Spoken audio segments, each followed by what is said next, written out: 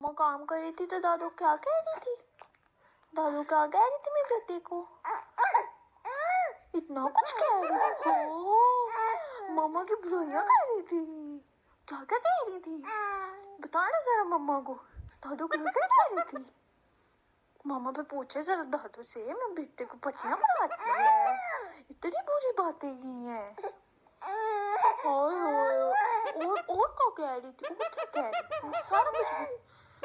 मम्मा बुरी है, मम्मा गंदी है। अच्छा जी, ये भी कहा था? और क्या क्या कहा था? मुझे सब कुछ बताओ, दादू ने क्या क्या कहा था? हाँ बताओ। मैं नहीं बताऊंगी किसी को। मैं क्यों बताऊँ अपने बेटे की बातें किसी को? मुझे बताओ दादू और काका। हाँ, पापा को शिकायत करती है कसमी। हाय ला, सच्ची।